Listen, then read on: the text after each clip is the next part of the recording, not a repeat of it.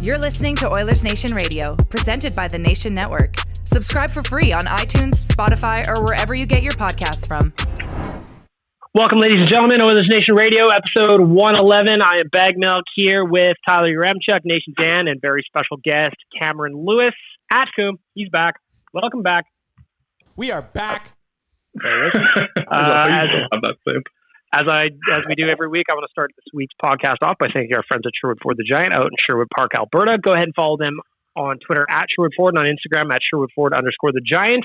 It is time to winterize your vehicle. If you need new winter tires, if you just need a tune-up heading into the tundra, oil change, maybe you just want a new whip entirely, head on out to Sherwood Park and see our friends at Sherwood Ford. They would be happy to help you with all your vehicle needs.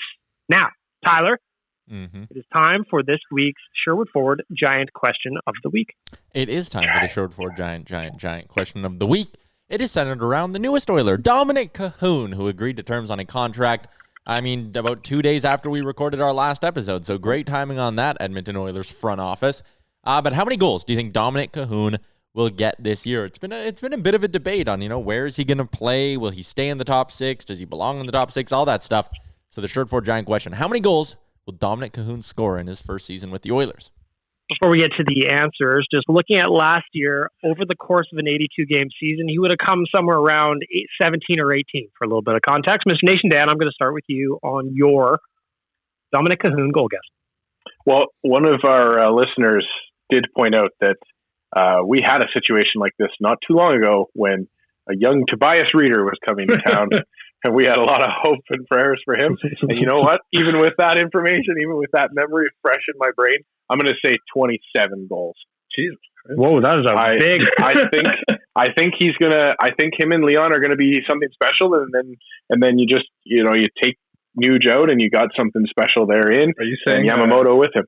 Are you saying Dominik Kahun is the answer?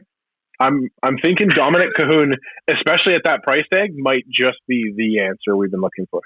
We've got a high watermark here at 27 goals. Tyler, you kind of rolled your eyes a little bit at that guess. What do you say? Well, I think rolling my eyes. Come at me. I'm not trying to be disrespectful or anything, but 27. Just trying to start beef here. I love it. Stop being negative there, negative Tyler. Wow. Well, no, Hater. It's just because 27 is a lot of goals to score in a season. And last time I checked, hope will never die, Tyler. Hey, your camera's working. Hey, again. I see you. Hey, welcome in, Kahun. Lucky you. Which is perfect for all the listeners listening to this right now. Yeah. First off, we should add in that we're basing this off assuming it's an 82-game season, right? For me, I think for sure. I think he'll be somewhere around the between 19 to 21 goal mark, maybe a hair more than that. Maybe 22 goals. I'd set as his outer limit. I think he'll play with Leon Draisaitl to start. I don't think it's a lock he spends the entire season there.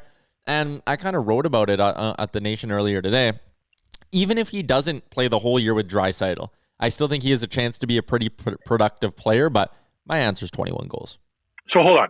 You roll your eyes at 27, but you just go 5 goals less in an 82-game season. You're like, I have that 22, seems reasonable to me. I have 22 as like his outer marker. My guess is like 20, I'll say. Dead on 20. See, if we're playing a 48-game season, I'll agree with you. 19, he's going to get that many. But if it's an 82-game season, 27 is the mark. Write the book right now. Go ahead, Kuhn. What do you got? Well, I think you guys are crazy to assume there's going to be an 82-game season. Well, yes, but I would guess. So my big prediction, well, not a big prediction, but my guess is our season's like 48 games and he scores 10 goals.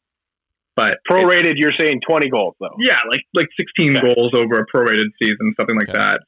So yeah, like 10 goals over a 48-game season. I think it's like, I bet you he plays on that line with Draisaitl and Yamamoto. That's kind of, it seems like that's the reason they signed him, is to reunite the Mannheim magic. Dan showed me his elite prospect production in U16 in Germany, where him and Leon Draisaitl kicked the ever-loving piss out of German kids in hockey for like 3 years. 7.1 points per game. 7.1. Like 300-point seasons, and the next highest guy on the team had like 50 points. So, I'm guessing that's what the logic was for making this signing, is they're probably going to play together, but I don't think Dominik Kahun's going to see much, if any, time on that top power play unit. So that will kind of lower his production. But I think what we'll see with Kahun that's very good, more so than him bearing a bunch of goals, is his fantasy stats will be very good. They'll outscore opponents massively while he's on the ice with that line. And Dan, 27 goals, that would put him in the top 30 last season. Like 27 is a lot of goals to score in a year. Listen, especially with no power play. Believe in something, Tyler, for fuck's sake. Listen, I saw Yamamoto, Nugent Hopkins, and Leon Draisaitl absolutely tear it up as a number 2 line. And I don't think, like Coombs laid out there, I don't think that you can discount, like I'm not saying that they're going to score 206 points together, but, which some people thought I was saying that, by the way. Thanks for that. But it's like, I do think that there's like an element of camaraderie and an element of comfort with a player that comes into play. That's why we've heard the rumors that Leon Draisaitl has been pushing for this move all along. So it just, it's like Crosby spent how much time trying to find his winger, and he found it with Kunitz, and then never really found it after that. But Kunitz was absolute dog poop with everyone else he ever played with, including the Canadian Olympic team. So I don't know. There's just like a certain element of chemistry in that year. He did, and I think he could have as well with that team. Well, that's not because of me, but it's because I'm good. Yes, that's what you're saying. Exactly. I think that I'm gonna prorate it over a full season. If he was at a pace to score 18 goals, which he was at last year, I'd be pumped. So I don't know if that's coming in low or not, but I'm looking at a guy here in 138 career NHL games, has 25 goals. So to expect him, Dan, to go 27 in one season, I mean, I admire the enthusiasm. I love it. I would rather set the bar a little bit lower for a guy. And there's also the angle of coming into a new team as well. Like a guy coming into a new team, there's, yes, he's comfortable with Leon, but he's not with the coaching staff and all that and blah, blah, blah. And how many times do we see somebody come into a new team, maybe not necessarily match the expectations? I also think of the time when the Oilers traded for a young man named Joffrey Lupul, and people expected him to score 40, and he did not. So I've been hurt before, and I'm not going to set myself up to get hurt again. I just want to clarify that I'm not if he doesn't score 27 goals, I'm not get this bum off the team kind of thing. But that's just I'm hopeful. I'm excited and I'm hopeful, and I'm drinking the Kool-Aid, and it's November, but here we go. Season is starting in 4 months. Absolutely. It's going to be interesting to see, because either way, I think this is a really good signing for the Oilers. We haven't even had a chance to talk about it outside of his goals.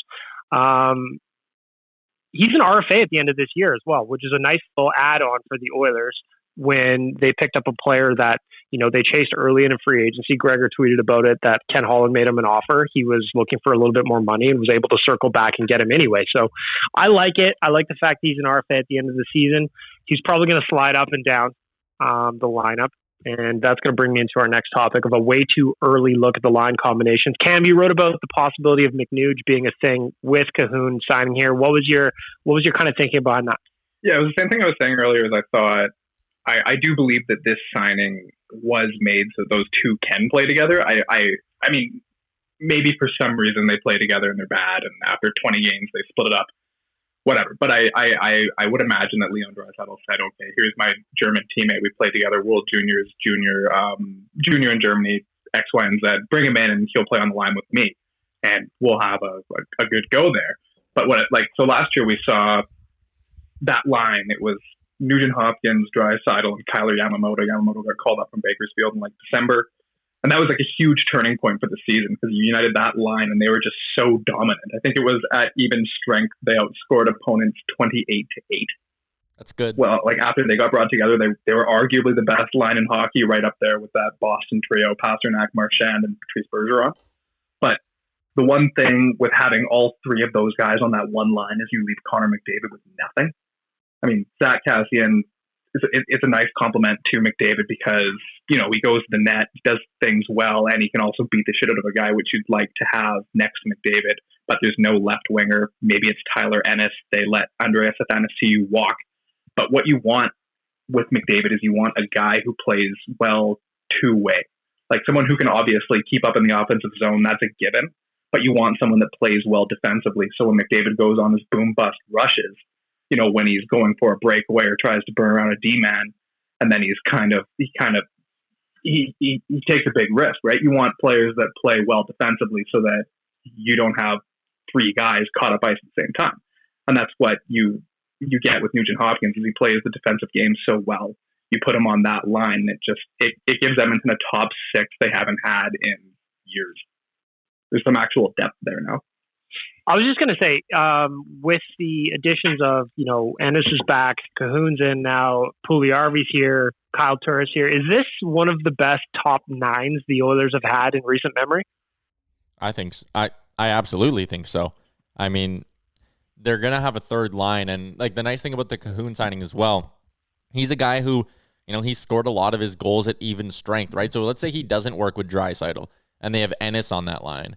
Then your third line is going to have Kahun with Turris and Puljujarvi, and maybe that's not the best line defensively, but I think they've gone Ken Holland has gone a long way this offseason in creating a third line that can actually score, and that's a huge thing for this team. Ken, what do you think? Is this best line? Yeah, I was just going to say, I'm trying to think back to like the last time where you can comfortably say that like you could count offensively on, you hope all top three lines.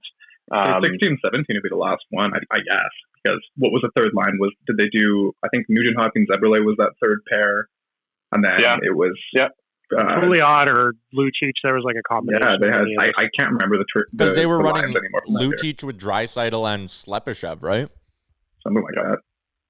So third line would have been that feels like forever ago. But even with that lineup, you have holes that like the Slepyshev is a hole in the sense that like there's hopefully better players than Slepyshev that could be up on that line, and now you just like with the return of Puljujarvi into the mix, you've got the X factor in James Neal as to is the guy going to score the 20 goals that he scored last year? Who knows?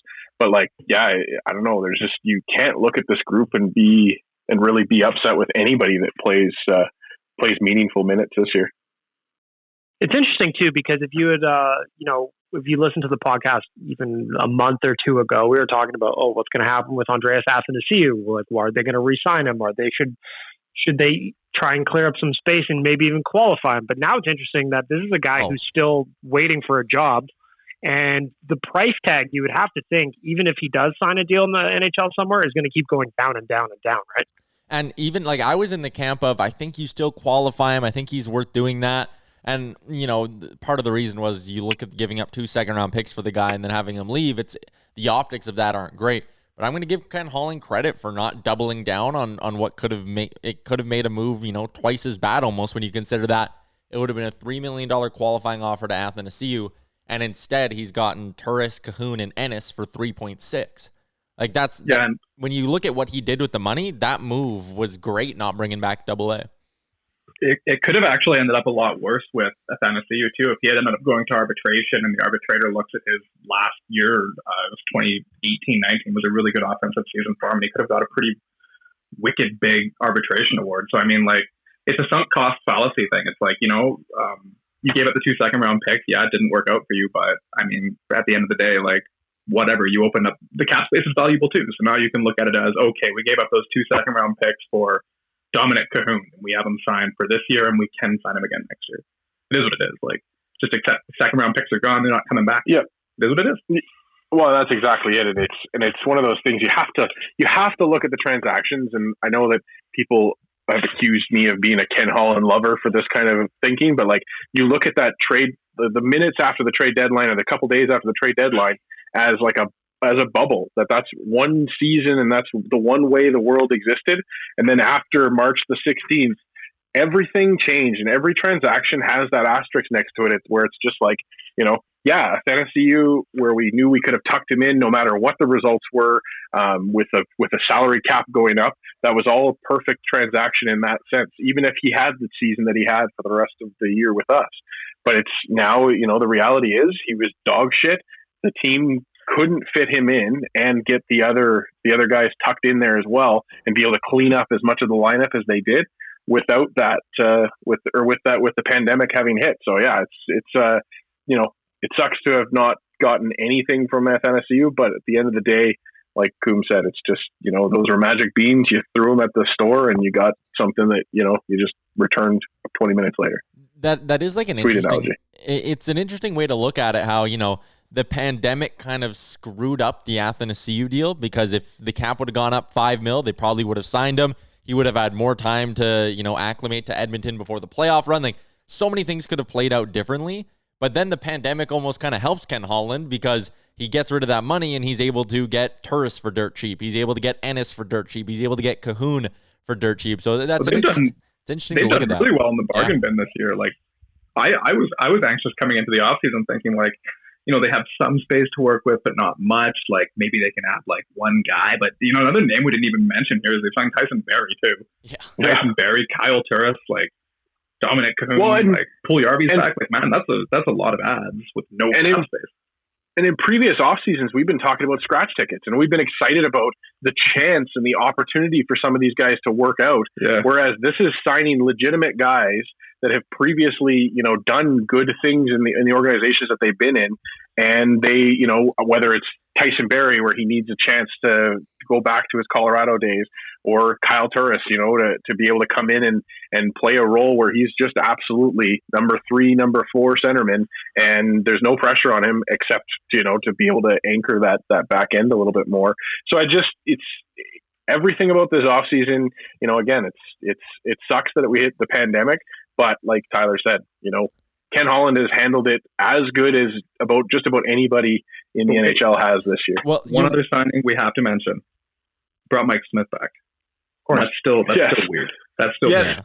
Yeah, don't that's love true. It. I still don't love Can't gloss over that. Yeah, can't gloss over that. That's very true. This would be, if not for that signing, this would be an amazing offseason. That kind of drags it down a little bit.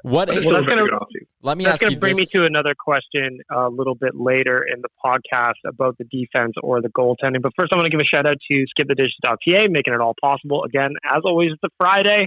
You've worked enough for the week, and that means you should treat yourself to one of Edmonton's wonderful restaurants of any cuisine type you like. Or maybe you do what Rick does. He's not here today, but I know what he does, and that's ordering different meals from different restaurants and having himself a feast. Treat yourself like the king or queen you are by going to skipthedishes.ca and getting yourself something to eat, because cooking is overrated anyway. Right, Tyler? Cooking is overrated. Do you know how to cook anything?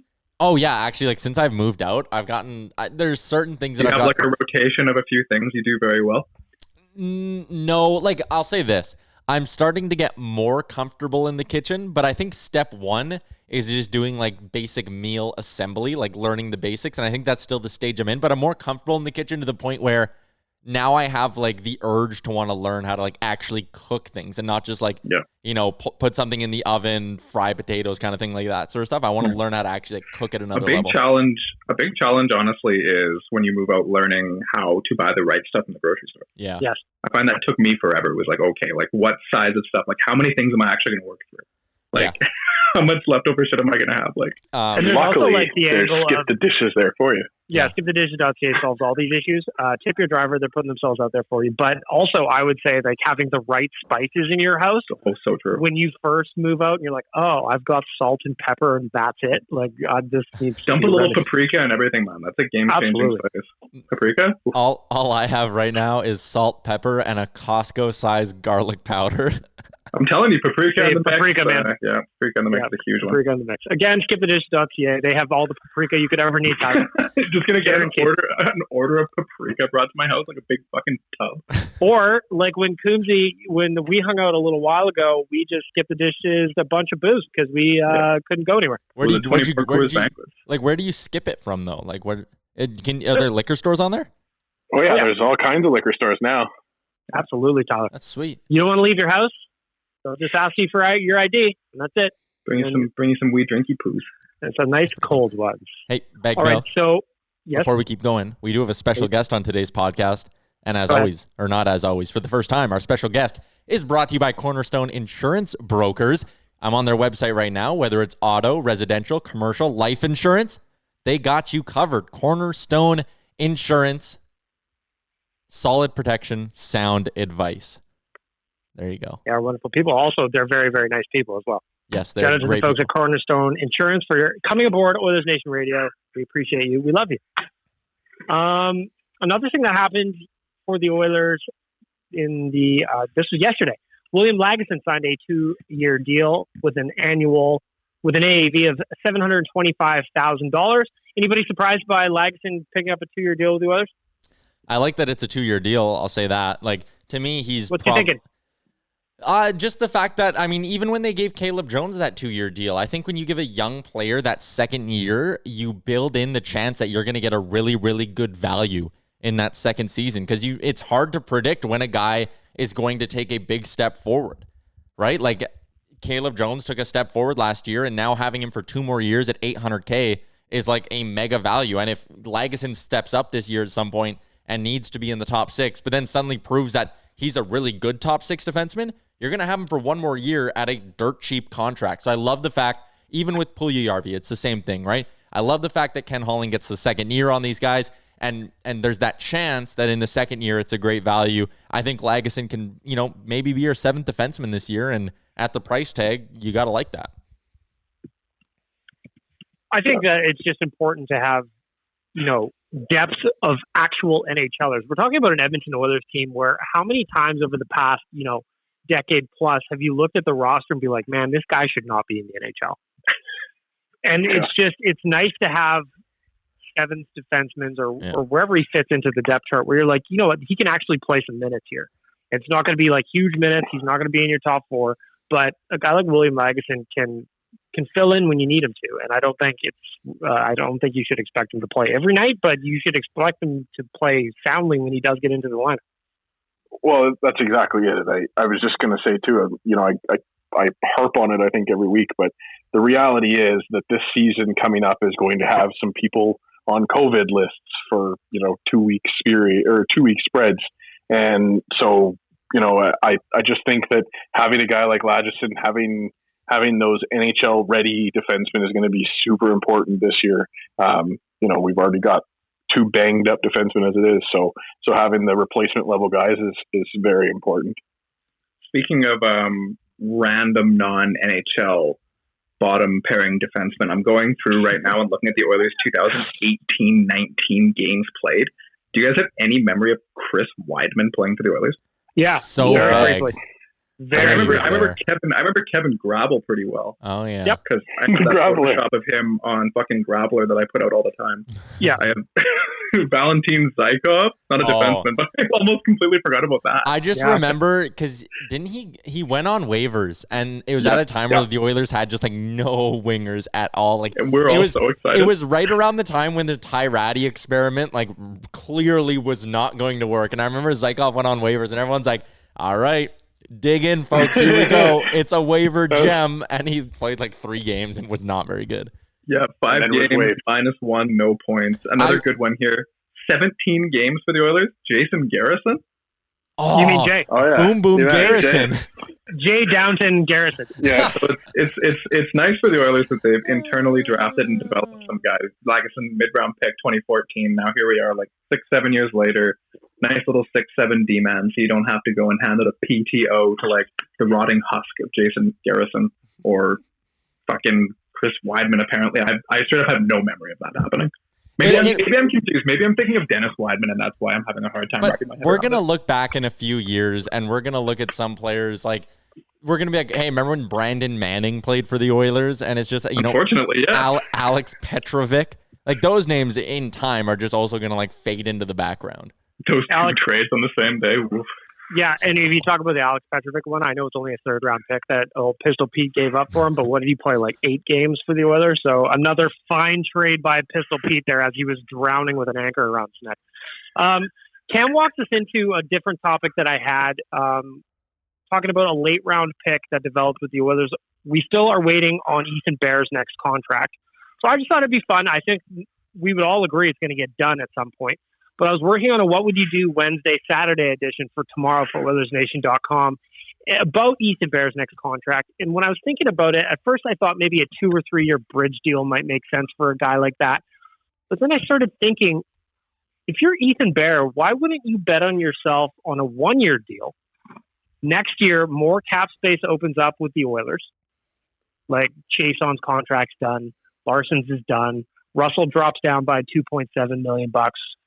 So there's some space that opens up there. my question for all of you guys is, and I'm going to write these down also while we're doing this.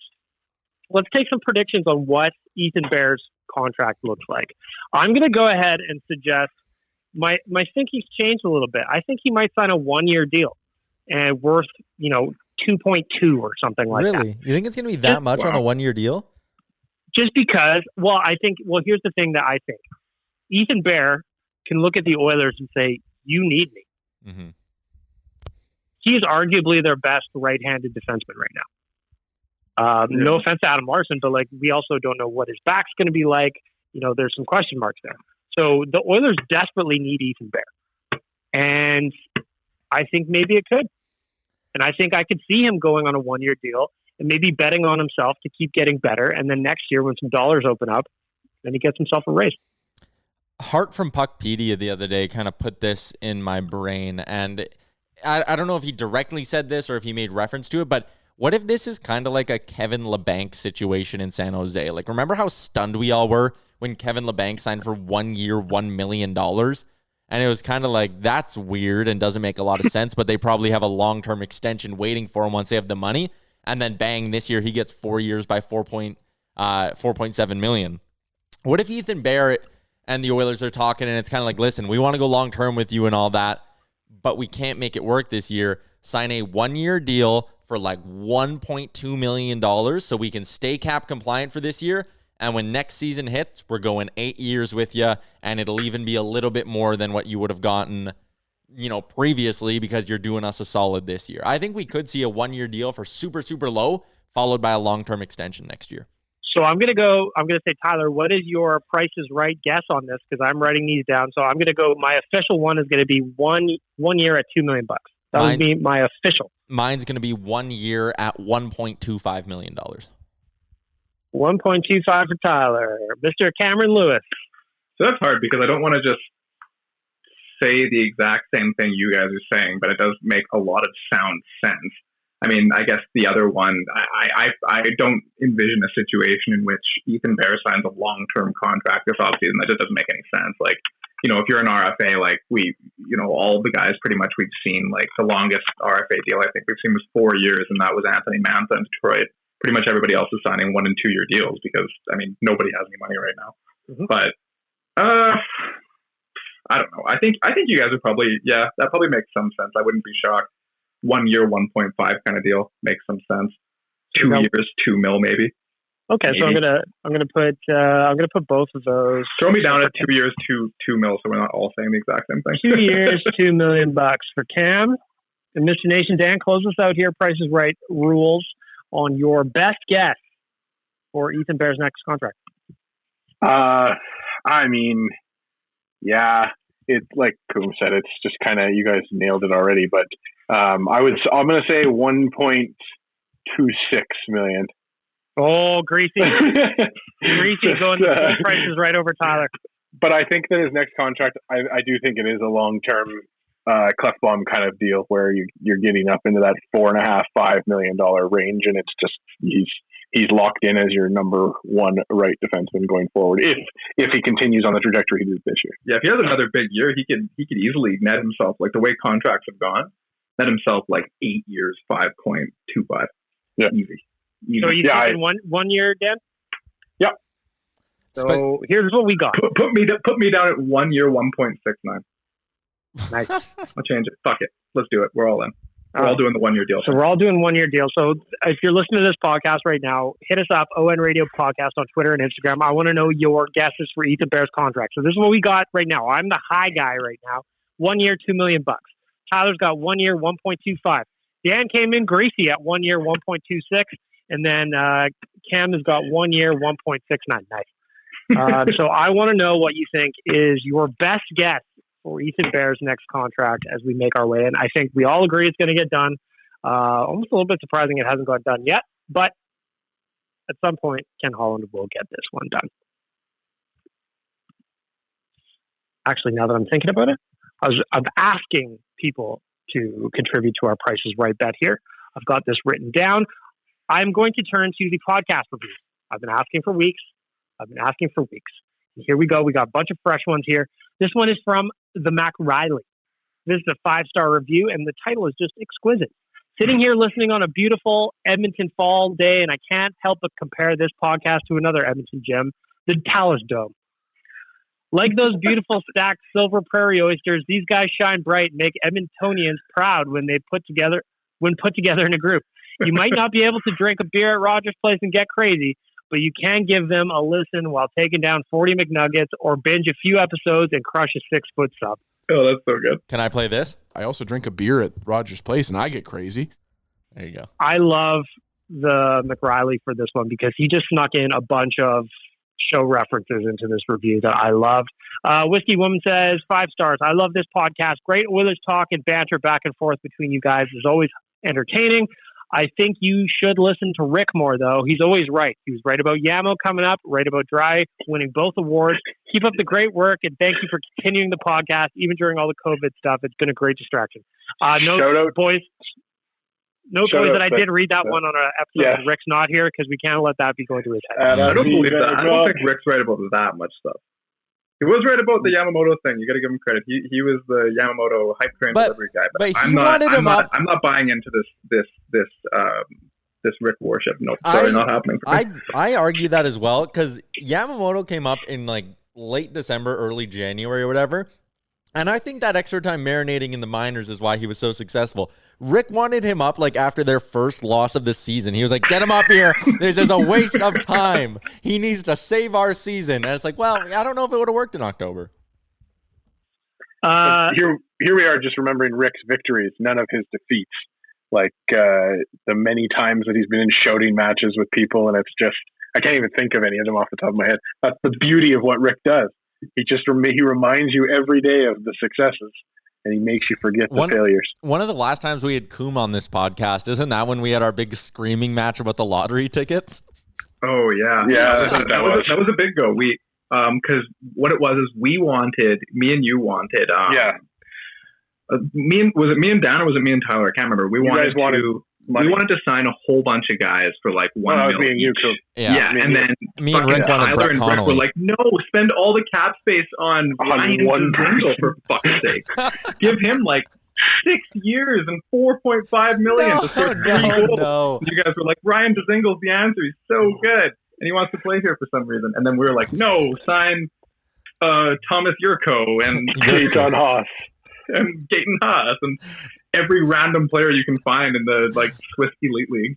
I will say this. And we made the playoffs. The lottery tickets that Ken Holland got this year are so much different than the lottery tickets from last offseason. Well, they're not even lottery tickets. Well, yeah, it's like picking up a cup at Tim Hortons roll up the rim time, and the cup has the winning code on it already. Yeah. You just have to take it to the Tim Hortons to redeem it, right? Like these are guys that have had success. Like Tobias Reeder was our biggest scratch ticket. Seth Griffith. Yeah. This year's lottery tickets or scratch tickets are way different. It's like finding the Social Network in the $5 bin at Walmart. It's just a great steal for a lot of these guys, and I respect it. I like it. Camposi fan says, much fun, totally enjoy 5 stars. I'm only writing this to make Bag Milk shut up about having no reviews. So excited for the return of Nation Sims 3. Happy birthday, Tyler. Shout out, Damien. Best wishes. Again, everybody are great. Everybody that saw us do trivia one week were like, oh, Nation Sims, he's going to be playing more NHL. And I'm just like, every second night of sitting here watching NHL play out is not really for me right now. Plenty more reviews to come. We're going to get to these every week. If you got another one, a fresh one, keep them hitting us up. I will read them now that I know how to find them. I was very stupid for many weeks and pretended that they weren't there. I'm going to change some gears. I'm going to change gears to a different topic that came up this week. George LaRocque feels like he and Mike Tyson should have a charity fight. We're talking about head guards. We're talking about big gloves. We're talking about all that stuff. See if they could raise some money for charity. Robin Brownlee spoke to George on OilersNation.com about it, and I'll get some quotes there while everybody goes around the horn and thinks of whether or not this is a good idea for George to get in the ring with former heavyweight champ Mike Tyson. I personally don't think it's a great idea, despite the charity angle. I think that even though Mike Tyson is in his 50s, he will still light you up, and I think that is a bad idea. Mr. Nation Dan, what do you think? Well, for all the young whippersnippers on this podcast, you can go back and Google on the YouTube's Muhammad Ali versus Dave Semenko. And that's exactly what you're going to see here with Mike Tyson. The one caveat, so if you haven't had a chance to see that yet, Semenko and Muhammad Ali, they exchanged some good blows, and it looks like Ali kind of stuns him a few times. But for the most part, it's pretty amicable and friendly. The only risk I would say in that is, like Bagmilk said, Mike Tyson, maybe has a slip for a second and just forgets that he's not in the middle of a battle against, George Foreman or something. Instead, just, clocks LaRock. So I would love to see it for the charity angle. And I think that this world needs some more fun kind of things to watch. But it's a little scary for George. I want to see Big George's ear get bit off here, eh? Before we get to Cam and Tyler's thoughts, as I mentioned on Oilersnation.com, Brownlee spoke to George and he says, it's not what people are thinking. I'm not that dumb, but a lot of people who don't know boxing, that's what they're thinking about. Online, you see people calling me crazy, saying I'm nuts. That what am I thinking that I could beat him? They don't understand. I'm full of energy, but my head is all there. I know what's good and bad situation. I'm not in a state of mind where I'm going to do something irrational that would hurt myself, Imagine if I said, "Are you kidding me? I'm going to knock him out." I mean, come on. I think it'd be interesting to watch. And like Dan said, there's a precedent here with Semenko and Ali, but it's funny to think because, it wouldn't take much, even with big gloves on, for Tyson to slip one and just kind of pop him right in the right spot because he is trained to do that. Tyler, what do you think? Tyson, LaRock, heavyweight battle. Yeah, if we're going into this being like, it's an actual fight, like Tyson would obviously dummy him because he's Mike Tyson. Not if they were on skates. Oh yeah, as soon as I brought that, skates, eh? Like make it a little even playing field. Like Mike Tyson tossing a pair of skates with like the shorts and no shirt. But giving him like a year to learn how to skate, then maybe it'd be a little more interesting. But no, like if they're in the ring, Tyson will win, but it'll be for charity and it'll give us something to talk about and all that. So. Whatever. Like, if I'm going to be lame about this, I don't really care. Oh, my God. Angry Tyler is back. I asked this question on the Nation's Instagram yesterday, just for some thoughts on what people were saying. Beards Brown says, I got to think a former world champion in any sport would completely destroy a hobbyist. Is this even a question? Angus says, R.I.P. George. I'd watch it, though. The fucking worst. That's a hell of a username. Says, Tyson bodies him. Papa Large says, R.I.P. George. White Shadow says, sorry to say, but George wouldn't last a minute. Amanda says, could they be on skates? Let's go. Dan says, Phil says, LaRock would get killed. Let's be perfectly honest here. So a lot of people not really having many, positive feelings about George's chances here. Why don't the Oilers sign Mike Tyson to a PTO? Tyson and jerseys let him play would on sell well. McDavid's left wing, and maybe he could be the answer if we're talking about scratch tickets. That would go along with Tyler's big thing of PTO everywhere. Yeah, why don't you just okay, sure. PTO Floyd Mayweather too. Just PTO like every free agent out there right now. PTO like Mike Hoffman. And send it on a blast email to all their agents where they can see they're all getting the email. And just attention. So, a reply all. Yeah, attention. Your client has been invited to Edmonton Oilers camp on a PTO. We are excited for your client. Yeah. First 3 responses get in. Before we move on from, obviously it's just being a little bit silly with the boys right now, but looking around at the UFAs, is there anybody that's still available that surprises you? Like you mentioned, Mike Hoffman's still there, Michael Granlund's still there, Sammy Battenen's still there. Anybody really surprising you that's still available in free agency? Yeah. Hoffman, yeah, but he's not going to get his long-term deal. So I feel like at this point now, he's just kind of sitting, waiting for some team to maybe get an injury or something like that, where they suddenly go, okay, yeah, we have $6 million, 1 year, $6 million, come on over. Eric Halla, just because I don't think he should even be commanding that much money. For him to have not found a team willing to give him $2.5 million. He's made of glass, though. Yeah, he's always hurt, but bad knees. I'm sure. I'm surprised about Halla. Less surprised about Hoffman, but they're gonna get their deals eventually. It's just a waiting game. Anthony Duclair is still out there. Former Oiler Drake Caggiula is still out there. There's a bunch of guys that, and it's gonna be interesting also just to see what these guys sign for. Because as this goes on, you'd have to think that the price tag is coming down as team rosters fill up. Probably just end up signing like 1 year show me deals, like do the Taylor Hall thing where it's like, okay, I found myself a situation where I can play 23 minutes a night on some ass team and then get traded at the deadline to somebody good and then sign a real contract next year when everyone's not broke ass. Like, do that, I guess. I don't know. Like, that's got to be the only play, right? If you're Mike Hoffman, you can't seriously think you're getting a long-term deal this offseason, right? Like, you have to have some clarity there. It feels like some of these guys have that level of pride though, where they don't necessarily want to take that deal right now. Cause I mean, you see the Dominik Kahuns of the world that were, offered decent money and now are getting pennies to the dollar of what they were previously offered. So I don't know. You got to think that a guy like Mike Hoffman has a lot of pride in the fact that he had 60 points or 59 points in 69 games. He's a good player and he's not going to get the money he should have. And that's got to suck for him.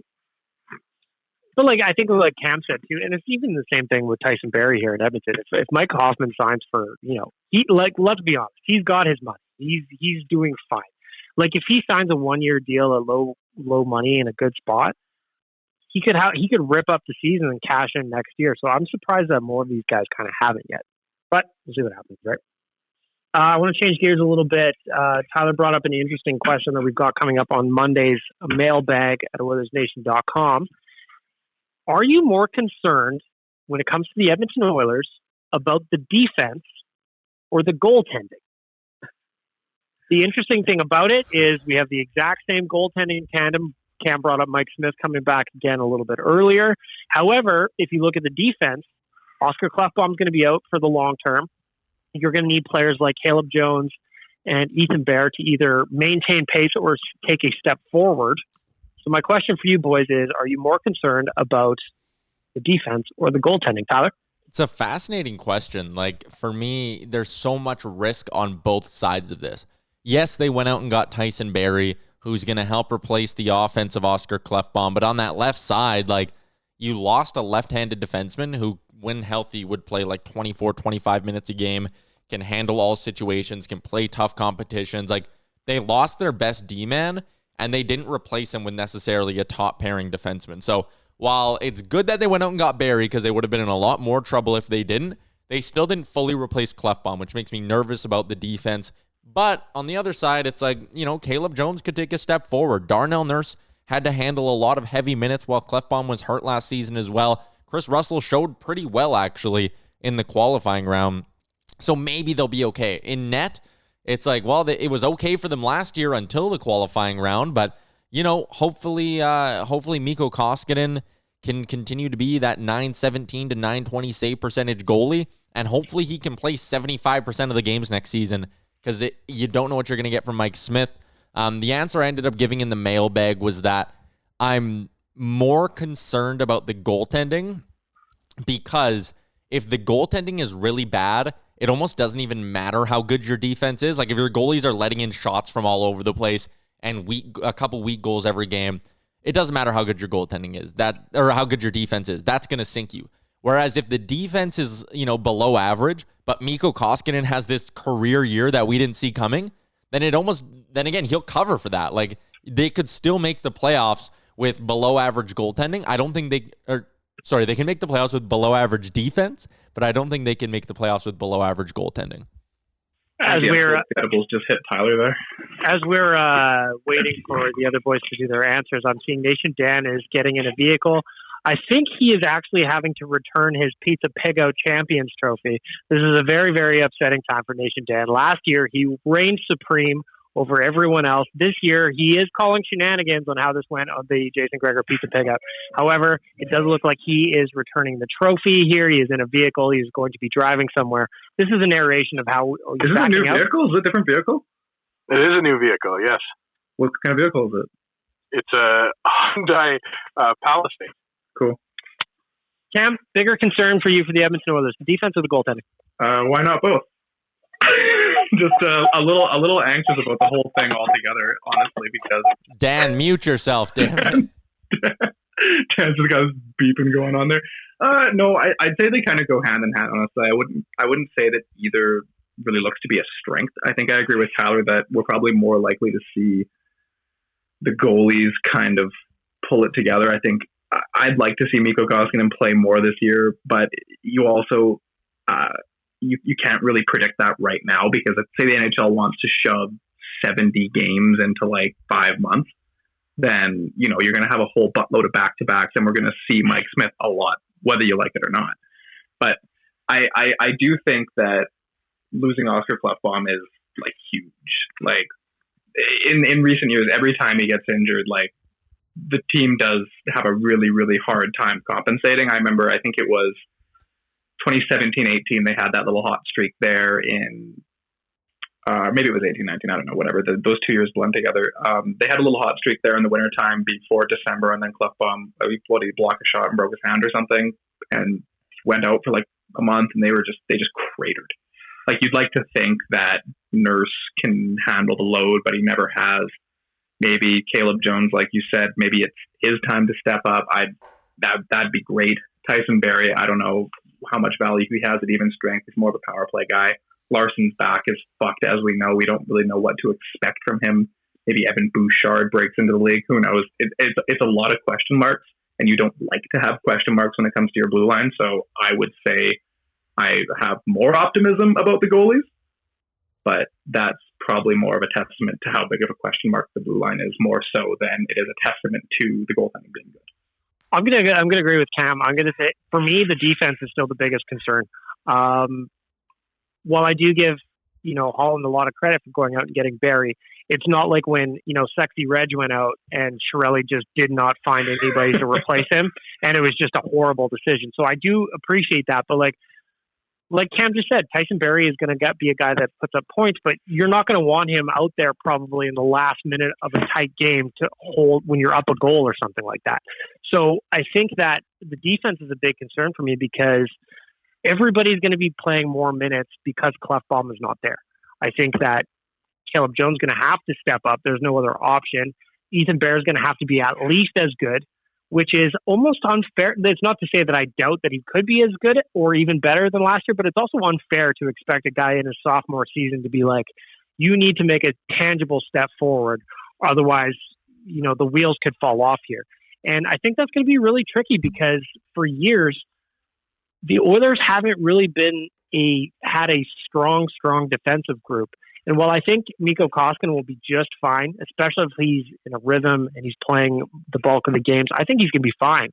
But I do worry about the defense. I do worry about the Oilers' ability to keep the puck out of the net and defend in their own zone.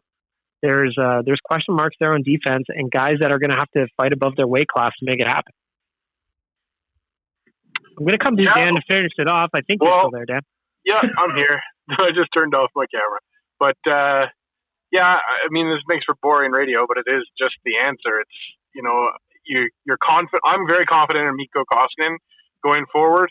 I don't believe as much as other people that Mike Smith is going to be this, absolute trash goalie all of a sudden. I think that he was serviceable in most stretches last year, except for when he was hurt and then just refused to come out of the game, I guess. But I think that your defense, you guys have laid it all out. It's weird to say that I'm happy that Chris Russell is still here, but I am. I think that the team, I think now this team just needs depth at defense to be able to replace and keep the minutes overall down for all the players, as you guys laid out. With the removal of Klefbom from the lineup, everybody's minutes are going to go up. So if you can slot in a seventh defenseman that you're comfortable with and not have that affect your defense too much, I don't think that the defense got much better. But you're not as worried about the goaltending as you are the defense, in the sense that it's still a weakness for the team. Tyler, yes, it's time to get your buttons ready. Oh boy, I don't have a cold performer yet. Because we are looking at the Oodle Noodle Hot and Cold Performers of the Week. As always, if you go into any of the 14 Oodle Noodle locations, they will be donating 10% from all takeout and curbside orders to local charities and initiatives. If you want to keep up with all things Oodle Noodle and the videos that Josh Park makes of Jay doing silly dances and whatever else it is that Jay does, go to Oodle Noodlegram on Instagram and Oodle_Noodle on Twitter. Get yourself something to eat. Know that you're doing doing your part to support local charities while you're at it as well. As we do every week, we are starting with our veggies. And because he is our special guest, I'm going to start with Cam, your Oodle Noodle cold performer from the past 7 days. Like for anything? Whatever you want it to be, man. It could be life. It could be whatever you want. Is there anything going on right now that's interesting? Nope. I can't really think of much that's happening right now. Very quiet news week. Christ, this is a hard one because, I feel like I'm forgetting something. Do you want us to come back to you? I kind of actively avoiding talking about something, but if I really just want to put my neck on the line, my cold performer of the week is one Donald J. Trump for his inability to concede this election. Who's that? I don't know if you guys have heard. There's something going on down south. It's been a little hard to follow. So I won't go into too much detail, but his little speech there yesterday was one of the most pathetic things I've ever seen. It was nonsense, is what it was. Yeah. It was pathetic. Who's happy to see it though is one Matthew Tkachuk, because the turtle jokes are no longer just about him. Yeah, this is true. Dan, I'm going to come. That's my cold one there, sure. Dan, I'm going to come to you. Your Oodle Noodle cold performer of the week. Well, you know what? It's actually going to be the city of Edmonton, and the fact that we've seen COVID cases skyrocket in the last little bit. I think that we're heading towards another big issue coming up, and I hope that I know that people listening to this are probably not the people that we need to talk to, but man, just stay home, resist the urge to have parties of 15 people or more, and let's get rid of this COVID thing in our city and be more like Eastern Canada, where they don't have cases for months on end. It's the city of Edmonton, my cold performer of the week. I'm upset. This year, I'm Chuck, your Oodle Noodle cold performer of the week. It's going to go towards just the Major League Baseball headlines from the last couple of days. As you guys know, in Hot and Cold Performers, I like to tie in other sports. It gives my takes on that. While we're on the air recording here, Justin Turner will receive no discipline, Major League Baseball announces, which is just absolutely ridiculous if you know that story. And also in the last 8 days, we've seen AJ Hinch and Alex Cora both get their jobs back after they were named in the Astros cheating scandal. Cora got his job back. Hinch got the same job in a different city. So Major League Baseball making the news for not a lot of right reasons. That's a joke. That's an absolute joke is what it is. It's a new button. I'm going to say my Oodle Noodle cold performer of the week actually stretches over a long time. I'm going to say all of the games that Alex Ovechkin has missed in his career, because it really kind of stopped him from chasing some huge milestones. And just this week over on Sportsnet, they've got some quotes from Ovi that he wants to end his career in Russia. He says, I really want to come back and end my career at Dynamo Moscow after a certain number of years that I will spend, God willing, in Washington. So I just think about a guy right now. The NHL should be on right now. Cam's written about it. You almost check in yearly about him chasing down Gretzky's goal total. And had it not been for the lockouts and now coronavirus stepping in the way, then maybe we would have a much closer race to talk about when it comes to Alex Ovechkin chasing down Gretzky's record. Those two have developed a really cool friendship over the last little while. I love watching them interact, Gretzky and Ovechkin, that is. And it just bums me out that we're missing one of the best to ever do it. We're missing months of him scoring goals. And I love when Ovi scores goals, his passion for the game, and it sucks. So I'm going to say missing out on all of this time of Alex Ovechkin is my cold performer of the week and years, I guess. We have been hoodwinked, bamboozled, led astray, run amok, and flat out deceived. I love that. That button didn't really fit the narrative there. Sure it did. We've been hoodwinked and bamboozled out of years of Alex Ovechkin's career. Okay, all right. Flipping the ledger to the positives from the last week, I'm looking at the Oodle Noodle Hot Performer of the Week. Tyler, I'm starting with you. Ooh. My Hot Performer of the Week? The National Basketball Association. For getting their stuff figured out. Another sports league that you've heard of? Yeah, it's another one of the sports It's leagues. exciting that you're tying these things in. Yeah, I like getting all the sports from Tyler follows all these sports. Very cool. Yeah, it's very cool. They got their plan for next season figured out, and that is exciting. I like when there are firm dates attached to things, and we know when the association is returning. They have a plan outlined. I believe it's going to be 72 games. Good stuff. NBA and NBA PA, I suppose. You get my hot performer of the week. Cash money. Mr. Nation Dan, your Oodle Noodle hot performer of the week. Well, we did, I think, a pretty good job of kind of talking about the sadness that was last week and the loss of Joey Moss. But my hot performer of the week is going to go out to Jason Greger, who compiled a list of 57 different stories from people that knew Joey Moss or people that Joey Moss impacted without even really getting to meet him. That compilation of stories, I still honestly haven't even made it through it all the way because the room gets pretty dusty every time that I go to read it, and it's just, eyes irritated all the time. But Jason Greger for putting together all those stories in one spot, and you can read that over at Oilersnation.com. Mr. Cam Lewis, your Oodle Noodle hot performer of the week. Well, now I'm going to sound like a jackass because Dan had something nice and something considerate and something that matters. But I was going to say I recently started a new file on a Pokemon game. It's the Pokemon Gold remake for the DS, and that game is so good, so good.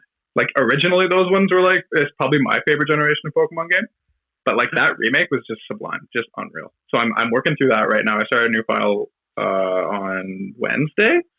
So I'm bombing through that right now. I should be done probably in the next week or two. So yeah, that's my performance of the week. It's been fun. I've just been sitting down watching election coverage, playing Pokemon file. The music meshes up really nicely. The Pokemon music with the election talk is quite funny. So that's what I'm up to. That's my very exciting life right now. I like this right here. What? What is that supposed to be? That's Diddy. Okay. It's Diddy saying, "I like this right here." I don't listen to your millennial music, Tyler. I don't know what that is. Yeah, you clearly don't listen to this podcast either. I'm not going to listen to you talk about sports. It's never going to happen. My Oodle Noodle hot performer of the week is going out to my brother. He just celebrated his birthday on Wednesday. Personal best for laps around the sun. So I'm just going to say happy birthday to my brother. You are my hot performer of the week. You did it. You made it. I love you. Thank you for not listening to this podcast. I will see you at Christmas. Yeah! From all of us at Oilersnation Radio. Shout out to Cornerstone. Shout out to Cornerstone again for making this special guest appearance with Cam Lewis possible. I want to thank our friends at Sherwood for the Giant. I want to thank skipthedishes.ca. I want to thank Oodle Noodle and, as Tyler just said, our brand new sponsor, Cornerstone Insurance, for making all of this possible. And to each and every one of you for listening to the podcast and putting down your reviews. I found them. I'm going to keep reading them. And I'm going to ask at the end of every podcast to follow us on Twitter and Instagram at ON Radio Podcast. We want to get those numbers up. We want to get the numbers up. So please, on Instagram and on Twitter, ON Radio Podcast. From all of us, this is episode 111. Have a great weekend, everybody. Shout out Damien. Cam, are you going to say best wishes? Or do you have a recording of me saying it, or do you want me to say it like real? No, I got it. Best wishes.